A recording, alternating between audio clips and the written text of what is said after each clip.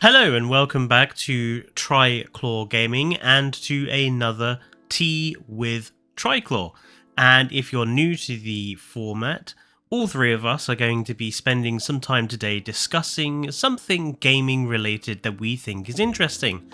So you've got me, Fletcher, here. And me, Fallout. And finally but not least, me, Dean. And today's Tea with Triclaw topic might be a bit controversial or cause some controversy, because we're going over the games that we think are most overrated. And by that we mean games that we think maybe get too hyped or people go on about too often and so much. Games that we just perhaps don't get. He says might, but he means yes, we will. It will offend. I am sorry. I suppose I'll start this one off then. I believe one of the games that I have on my list is Overwatch and Overwatch 2. They're just really, really hyped up shooter games with barely anything really put into them, and even the game community that likes them doesn't like the way they were made, doesn't like the way they've been done. I mean, I think all shooter arena style games we can put in here, PUBG as well as Overwatch. I just don't understand the interest, especially in Overwatch, because they've invented all these cool, kooky characters and then did nothing with them. They didn't do a story mode or a campaign mode or anything. It's just repeated arena fighting. Actually, funnily enough, surprisingly enough, that is why people really didn't like what happened with Overwatch 2. There was meant to be a lot more story, there was promised campaign, but they then just turned around and never really did it. They did end up doing a PvE mode, which honestly, yes, did happen and did work, but it was few and far between. Most of the character development was done by web comics and web novels. Yes, well, I have never played Overwatch or Overwatch 2, so I'm not familiar with the game at all, other than what little bit of thing I've come across on the internet. I have seen a lot about it, but I've never had any interest in playing it because I don't see it as something that would interest me or would distract me in my short attention span. I mean, I would say that Overwatch 1 was the one that was hyped most. It really was, and there was a lot of loot box scandal of that one too, wasn't there? Yeah, Overwatch 2 has basically died. I mean, it came out and it had such a terrible release day, and then I've heard basically nothing about it since. It's still being updated and people still do play it. The interesting thing about it is that Overwatch 1 you had to pay for, because I remember getting it back on the Xbox where I had to have Xbox Live and everything to play it as well. But from what I know, Overwatch 2 is free to play. Well, at least that makes the loot boxes a little less poisonous. I believe you cannot pay for the loot boxes anymore. You have to earn them via playing the game. That might be because of Belgium banning them. That was actually because of Belgium banning them. It was originally happened in Overwatch 1 that this happened. So I think just in fear of it happening again, they've just not done it. But I could be wrong. But no, I would agree, Overwatch definitely overrated, overhyped. Fallout, what about you, your first one? So yeah, for me, and everyone's gonna hate me on this one, I just know it. Me personally, I find Halo completely overrated because I haven't, and I will admit this, I have not played a lot of Halo, but from what I have played of it, it's just another shooter game. I don't know much about the story. Which ones have you actually played? Don't even know. I know I've definitely played 4 and 5 myself.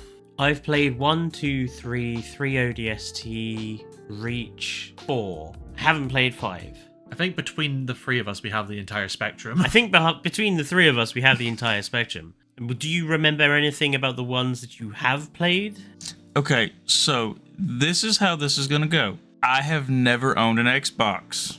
Buddy of mine has an Xbox. I visit him. He wants to play Halo. I played Halo. Right. Don't even know what the heck it is. I have been wanting to play Halo, but I know that I couldn't play it because I only had PlayStations. So I get excited to play it. We do play it, and I'm like, what's the hype about this? Do you remember anything about your playtime that might indicate which one it was? Graphics were shitty, so there's that. I think Halo 3 then. It doesn't nail it down. Let me try and think. Because every time I've gone over there, he's only done the same fucking thing over and over again. So it's not like there's any more of the story. I literally get the same mission over and over again every time we play it. Probably been playing the Horde mode then. I don't know. I really have no clue. That might be Halo Reach. All I can tell you is that at one point where the big battle part is, you get to this big open area where you can fall off the side. They get this humongous, gigantic thing that on legs that you have to fight and get on the back of. That's all I know. And then you have to get off it before it explodes. Yeah, and in the distance, there's the big round thing. Like, there's like a building behind you. You have the space where you fight the scarab, and then the map ends there like a cliff, and then there's stuff going on behind. Yeah, like a big building or whatever. Yes, that's Halo 3. I was right. I know that fight. I know that particular fight with the scarab. Okay, so yeah. I played that and I'm like, what's the big hype about this? It literally just feels like I'm playing like Call of Duty or fucking Medal of Honor or any other fighter game in the world. It feels the exact same way. I mean, I would mostly agree. I mean, they called the first game Halo Combat Evolved, but I wouldn't say that anything about the first person shooting mechanics in Halo was especially evolved. Like, the weaponry is certainly not that distinctive. Assault rifles, shotguns, sniper rifles, rocket launchers, and a variety of alien guns that fires alien lightning in different colors. The only weapon that I thought was anything that was sort of unique was the needler. So I certainly didn't think the guns were very good. The fact you can jump in vehicles as much as you want, Battlefield 1942 did that first many years before, so I don't think that was especially evolved either. And you're running around in power armor, which has been done before as well, so... Yeah, I was going to say, on top of the iconic weapons from Halo specifically, I'd say probably the other ones alongside Needler are the Gravity Hammer and the Energy Sword, which barely appear in later Halos. Yeah, but if you take the games as an overall, there's certainly nothing... Standout. They're competently put together, but I agree that... They're given more credit than they're due. The story's okay. For a first-person shooter, they have very good story and very strong characters. I think you kind of said it all whenever you said for a first-person shooter, it has a very strong story. Yes. First-person shooters having story is rare enough as is. Yes. Like, does that make it worth all of the hype? I don't necessarily think that it does. And, I mean, as far as Halo 4 and 5 has gone... I played Halo 4 and felt it was an incredibly short campaign and an incredibly boring one that went nowhere. It just repeated the same sort of story beats. So, yeah, I just don't... They're competently put together, but I would rate Gears of War higher, personally. I will say 5 had the exact same issue with story progression and stuff. So yeah, I do agree that Halo is quite an overhyped franchise in general. Certain ways I like first-person games, like the original PlayStation 2 version, Star Wars Battlefront and Battlefront 2. Those for first-person, those are fun. I really enjoy those. An original Call of Duty versus Halo, it's a bit different, because I know World War II a little bit. Not as much as Fletcher, but I know it a little bit. Well, before you get into talking about that, perhaps... I'm not getting into Call of Duty. I'm comparing Call of Duty as a first-person game versus Halo, what I experienced as a first-person game. Right. So, the way Call of Duty's done, good story, yes, it kind of draws you in, or it drawed me in. Halo did not. It was just kind of like, how soon can I finish this so I can either watch TV or play something else? Because nothing really drew me in. I was just like, okay, the automatic gun actually looks very similar to a real-life semi-automatic military weapon. The sniper rifle, there's nothing ever unique about sniper rifles anymore, sadly. Shotgun, same way. Pistols, yeah, it's a pistol, so it is what it is. And the fact that, you know, it doesn't help that my friend wanted to just stick around. Like, if it's an arena-type battle or something, where it's like everybody's for themselves, yeah, dick around, whatever. But quit trying to fuck up my shit while we're trying to get through the damn thing. That's another reason it put me off too. Like yeah, I get, you know, some games, everybody's like, oh, I'm glad it doesn't have friendly fire. I like that when they get rid of friendly fire, or that it actually has friendly fire, however you want to word that. or however I'm trying to put it. I mean, you're quite familiar with friendly fire, especially as of lately, aren't you? Yes, very lately, thanks to a certain little Oh, for short God's that was sake. released. Yes, so You accidentally go out of turn and ice somebody, Twice. and you never hear the end of it. You made a short no, about you it. won't hear the end of it. Right. You did make a short about it, Anyway, so you. it's funny you should mention Call of Duty, because that's the first game I wanted to mention that I think is overrated, is basically the entire Call of Duty franchise now. I'm old enough to remember when Call of Duty first started, when it was up against Medal of Honor for like the big World War II shooter game of the time. Call of Duty very quickly won, and Call of Duty then followed up with 2 and 3 and a few other spin-off games.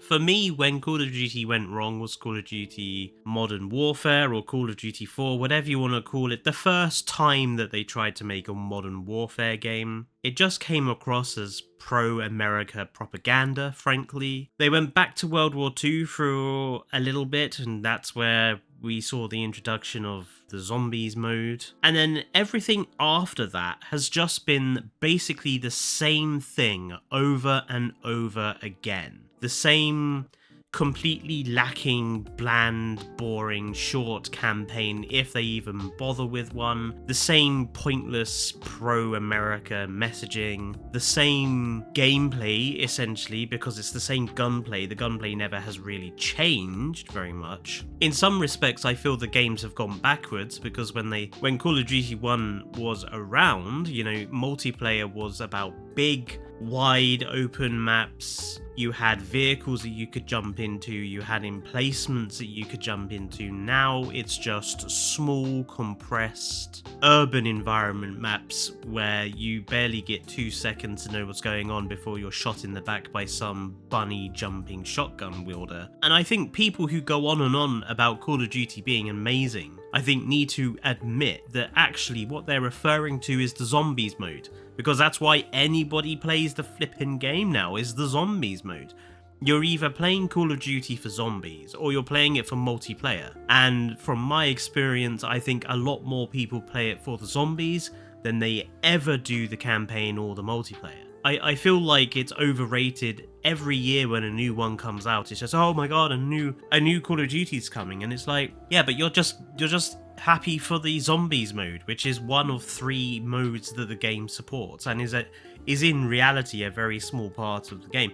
And I've always felt like why didn't they just bother making a zombies game? At this point, the whole Call of Duty fucking World War III pro-America bullshit thing that they were doing, like, just make a zombies game at this point, because you'd make so much money with it. But they won't. They have to tie it to COD for the namesake recognition. I just don't understand why people go on about it so much. Yeah, I get that. I'm really not a fan of generic shooter games without people anyway, in the best times, and the only reason I actually own one of the Call of Duty games right now is because I play zombies with Fletcher and Fallout. That's the only reason. Yeah, the only reason I have Black Ops 3 is to play zombies with Fallout and Lima. Ouch. And when I brought Black Ops 3 on Lima's suggestion, I made it very clear to him, you know, my hard drive is going to hate you forever. I'm literally buying this just to play zombies with you. Or now with Fallout and with you. I didn't even know you had Black Ops 3. We played it together. We did? Yes. Oh. Multiple times. I wholeheartedly agree with you there. So when I am also old enough to remember the beginning of Call of Duty, I remember playing that game for the first time thinking, now at the time, yes, great graphics, great story, little bit of background and information on each one of the characters that you play, which was a little different, especially since you're playing 4 different characters.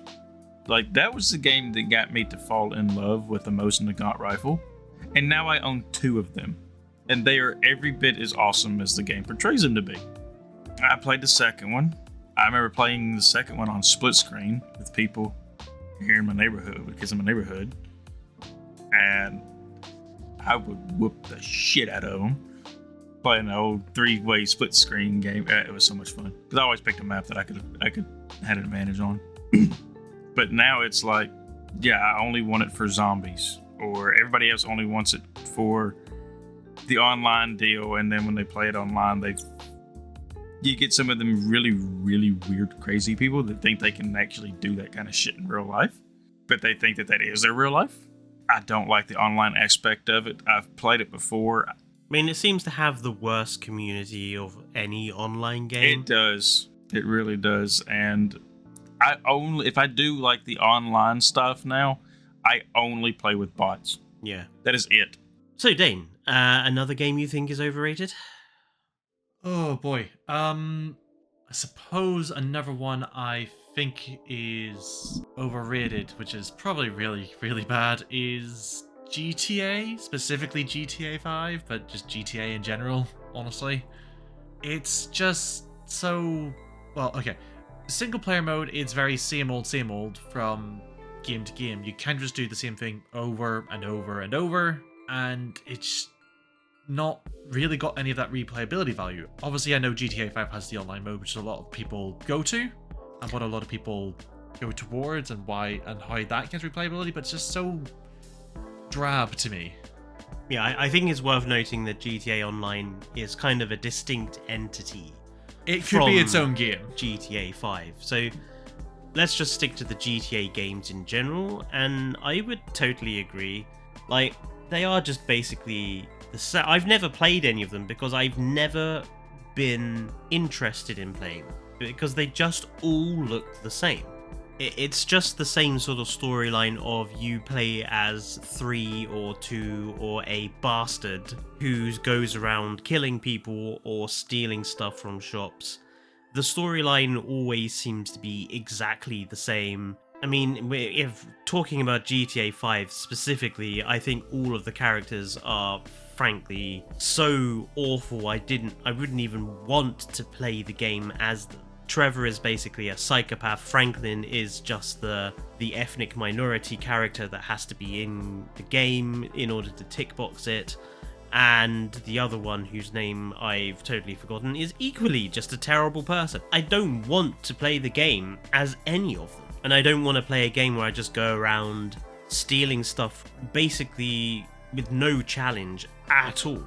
It seems like the only way you fuck up on a GTA game is by your own stupidity, as opposed to the game actually being challenging, which I don't really like. Oddly enough, Fallout, you're a big Red Dead Redemption 2 fan. Now, I played Red Dead Redemption 1 and didn't want to play 2 and didn't finish 1 because, as far as I was concerned, this is just GTA but with horses and cowboys. So, as the Red Dead Redemption 2 player, is it fair to say that they are exactly the same to the GTA games, or would you argue they're different? I wouldn't say they're exactly the same, but yeah, it's GTA with horses. As far as the storyline, the way the characters behave, what's going on, that is different. But as far as gameplay goes, yeah, it's the same. It's the exact same. You go around either killing people, installing their horse or car, robbing a bank, robbing a train, robbing a convenience store, blowing up stuff with dynamite or C4, and then the guns and knives and whatever else and stuff. And the other person in GTA 5 you were looking for was Michael. Oh, Michael. The old has-been who got out of being a thief and then got sucked back into being a thief. Which is such a cliche. Yes, I know. But that's why it's all based off of an 80s film, because they mention it quite a lot in the game.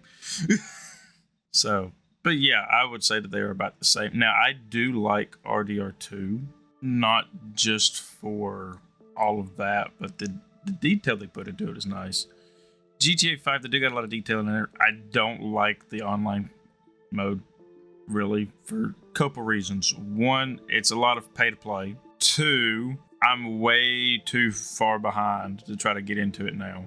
Because I know everything is, time based. I do like the actual story game itself, but I have not played any other GTA other than that one. So I can't compare it to the others to say, oh, it is the same. I haven't even really seen much of the other games. But once you do complete the game, it is a lot of the same crap. It's either smashing cars, buying cars, stealing cars, shooting people, kidnapping people, and a lot of getting chased by the cops. They will not quit until you're dead.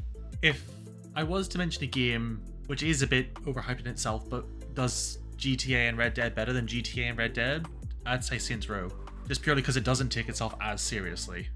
Yeah, nothing in Saints Row is the same. Yeah, it's one game franchise I haven't actually seen that much of, apart from the obvious anti-furry messaging in, I think it's Saints Row 4. They're saying that GTA 6 is going to be the first billion-dollar game.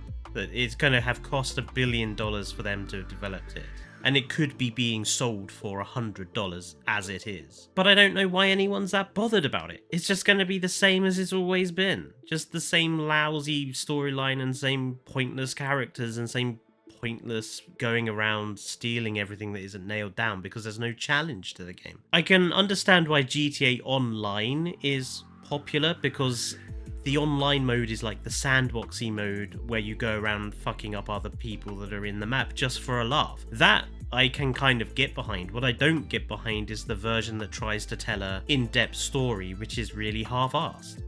I will say this, as far as the story missions go, there is challenge, but sometimes they're not all that challenging. What the biggest challenge is, like, if you start getting chased, you have to lose the cops. But that doesn't seem particularly tough. No, it's difficult. It's very, very difficult because they will spawn like 2 blocks over, and then all of a sudden they see you again, and then you got 10 of them chasing you, and then all of a sudden it's ridiculous. And to end the mission is lose the cops, and it becomes very difficult, especially once they've shot out your tires or killed you. And then you got to do everything all over again. It can be a pain in the butt. But as far as like non-story gameplay, there's not a lot of challenge. Because if you have enough money, they will keep taking your money every time you come out of the hospital. But once you have no money, they don't take any money. So there's not like any repercussions to actually dying, besides not being able to get more ammo or anything. But that's really it.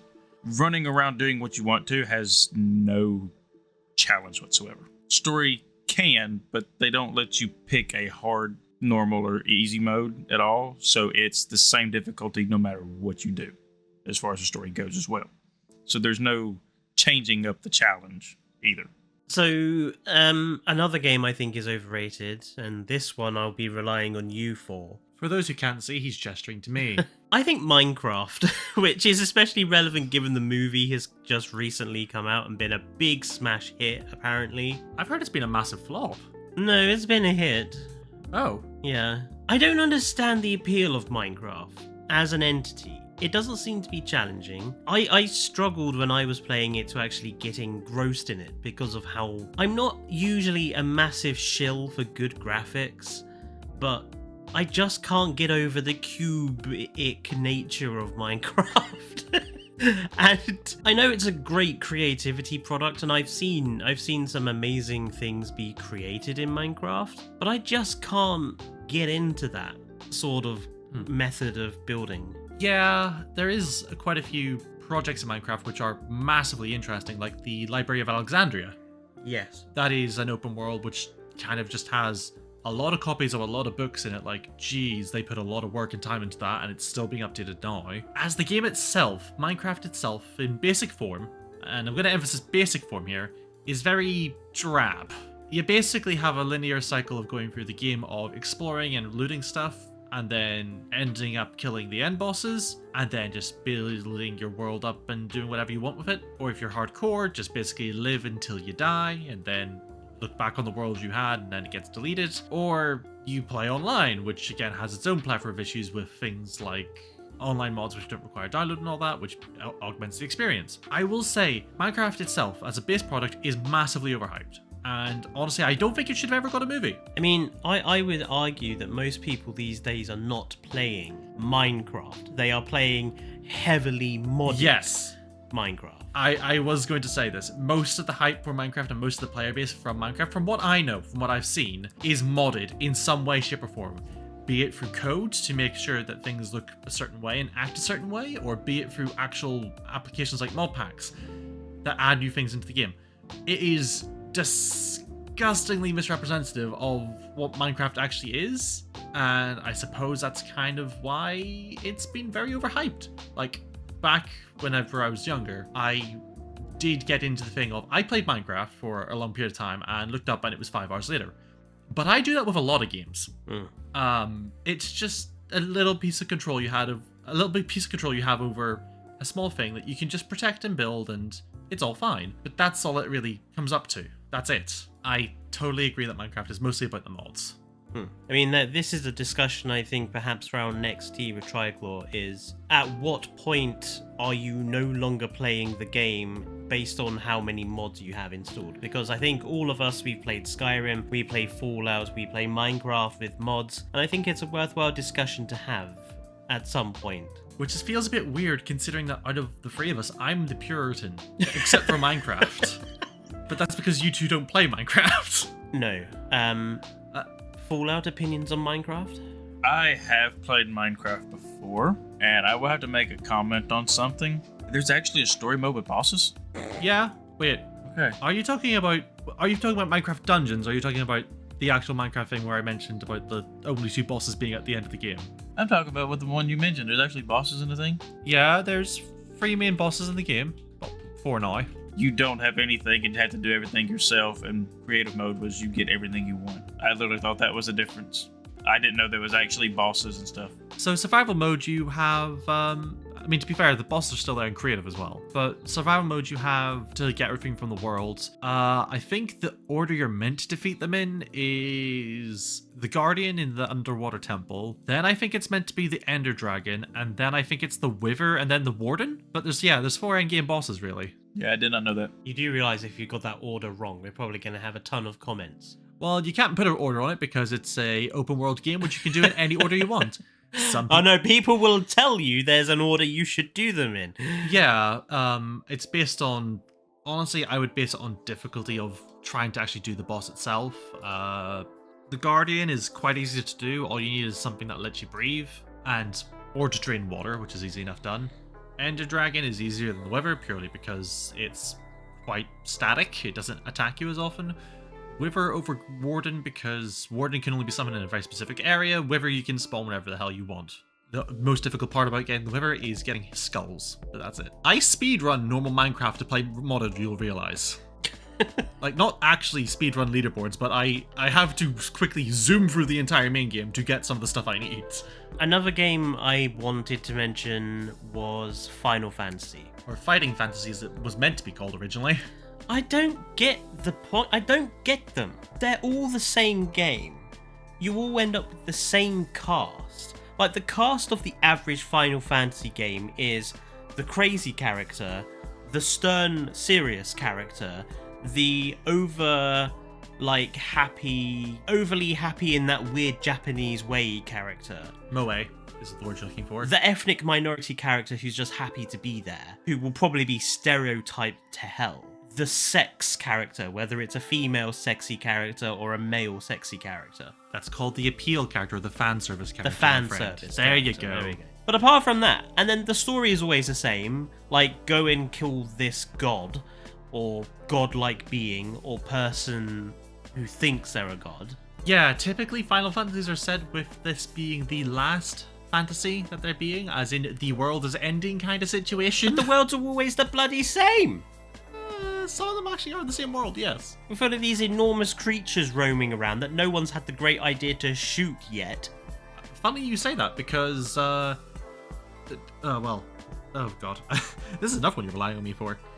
So, some of the Final Fantasy games basically split the 4 mythological beasts in, I believe it's Chinese, Vermilion Birds, Black Tortoise, all that sort of good stuff. I think that is Chinese mythology.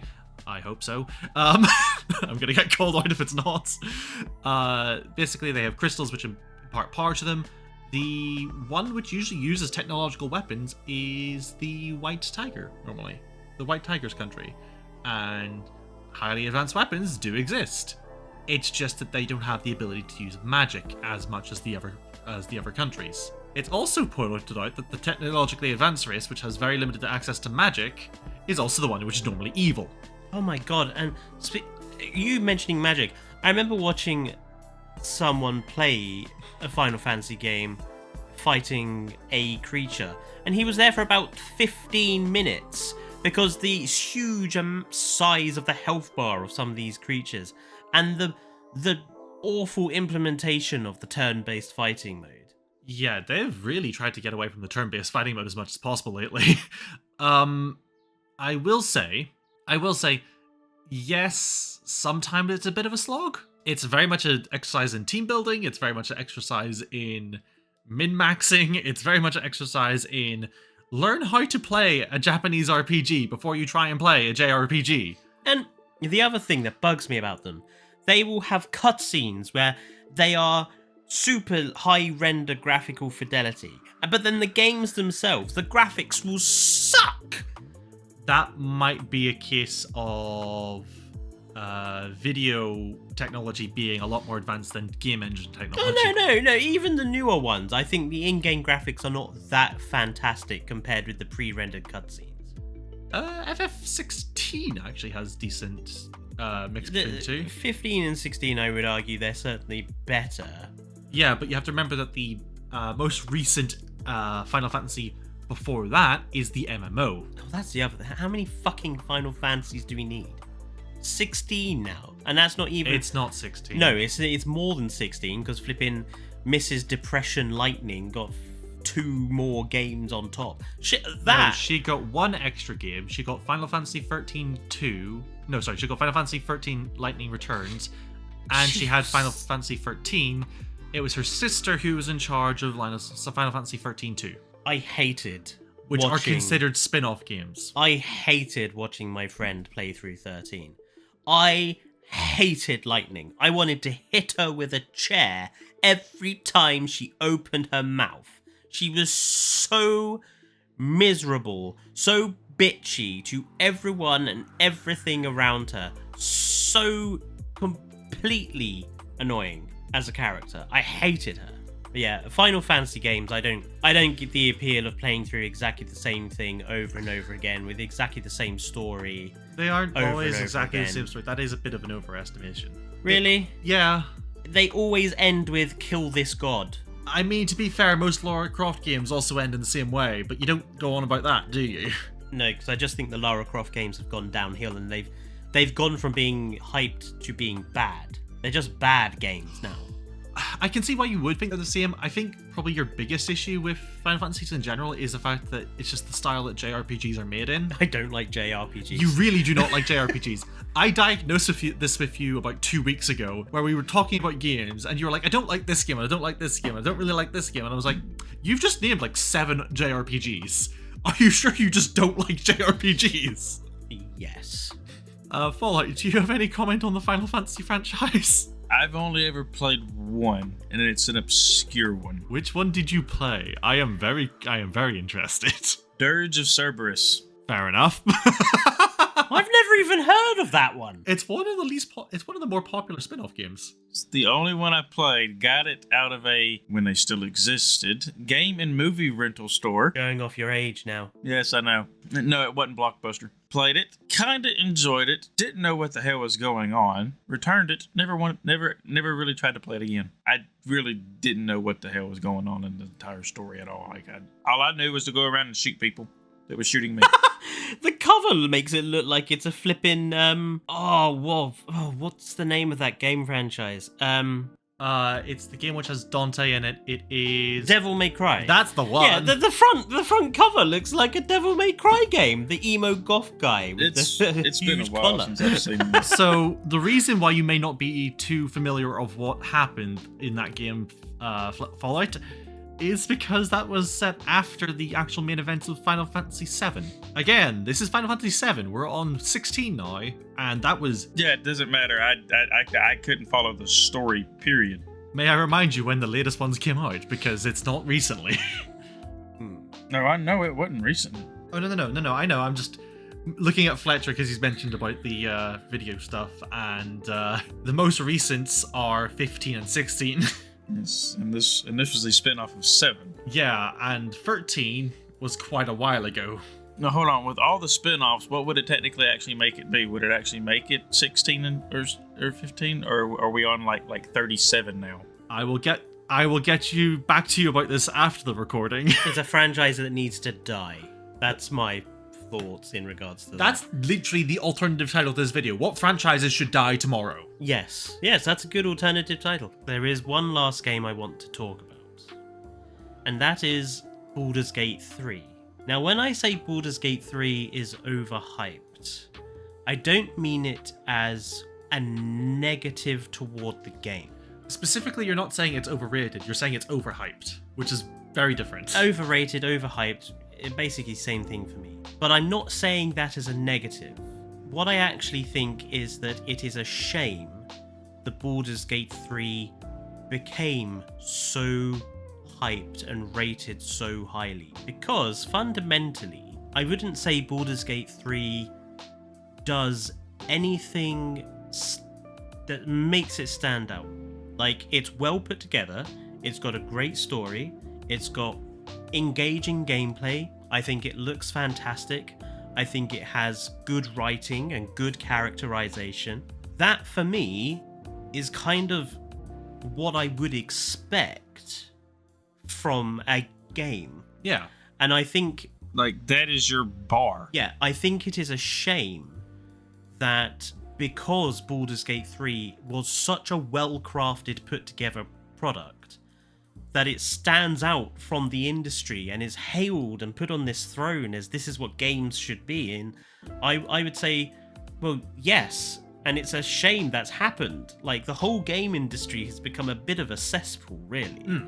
And it is a complete shame that this game, which essentially has just been made very well and is a very polished product. Thank you, Larry, and we love you. Yeah, from a company that clearly appreciates its fans. It is so unusual that it's the outlier that gets overly hyped. They did make another game, hilariously enough, called Divinity Original Sin.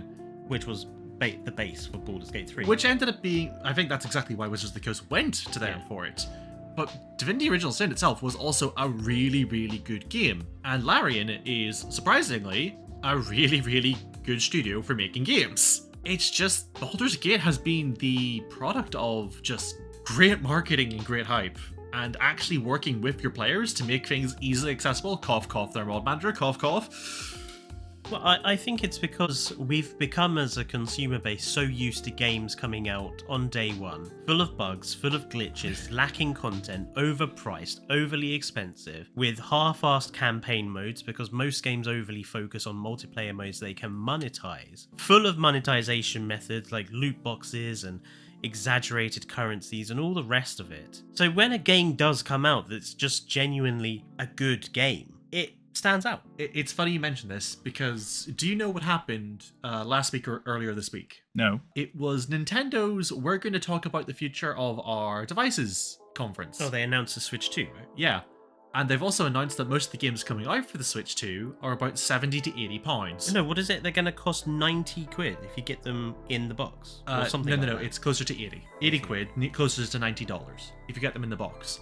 And they're actually charging the UK more for some reason, but we'll get back to that later. But it's like, that's the standard they're putting on games, which are to run on consoles, and you've seen me play stuff on the Switch. Mm-hmm. You know that the Switch itself is not exactly the hardiest of devices. No. And the graphics and stuff on it aren't exactly the best. No. And that's what we're paying 80 quid for nowadays. Whereas I think Baldur's Gate, when it came out, was 40, wasn't it? Or 50? It wasn't the full-on 60. It was $59.99. It was. I think it was, at the very least. Yes, it was. The additional pack was an extra 10 or 15 pounds, I think it was. I don't know, I don't own it. But it's been reduced in price since then, but they've never stopped updating it.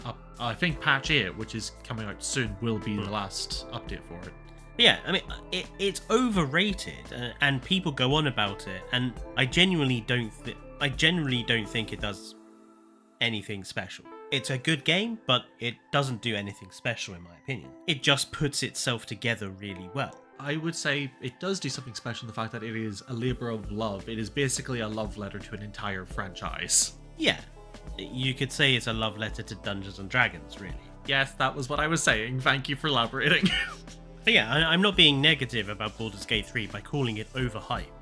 No, I completely understand that. Like, it is a good game. You're calling it overhyped because everybody's raving about it. Or they did rave about it when it came out. Just because they raised the bar back where the bar's supposed to be. I mean, the fact that they actually tried to do that, and they did do that, is amazing. Because everybody else has been like, oh, we want more money here, but we're going to raise the bar a little lower.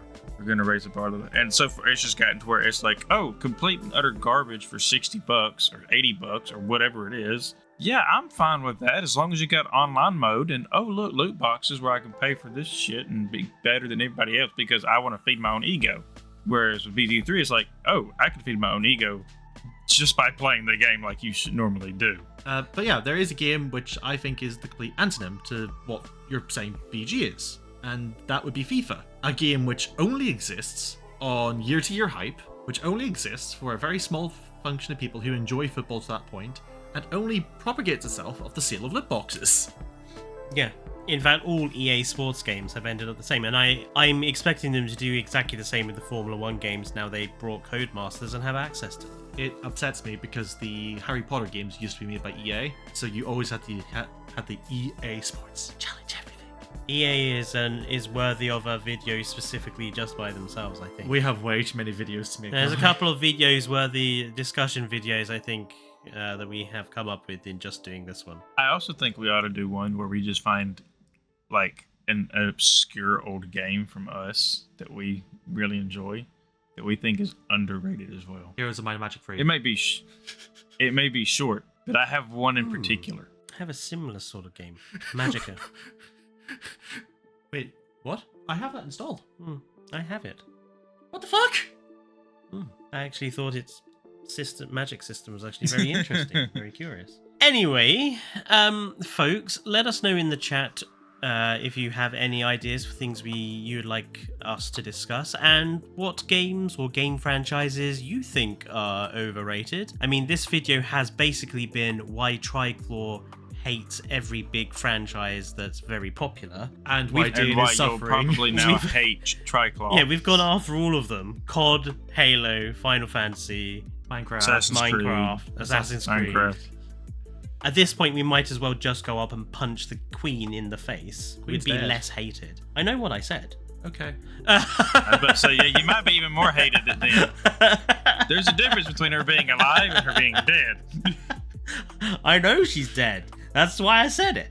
But yeah, let us know in chat what you would like us to in the talk comments. about. Yes. Mr. Livestream over here. Let us know in the comments what you think. And like I said, we'll now that my big video that I was doing is done and dusted, we're going to try and get one of these out every month. So, additionally, if you have any ideas for Team of Triclaw content and what you want us to discuss, please also leave it in the comments. It just really helps us to decide what to do next. But yeah, that's it from us. It's goodbye from me. Goodbye from me. And finally, goodbye from me.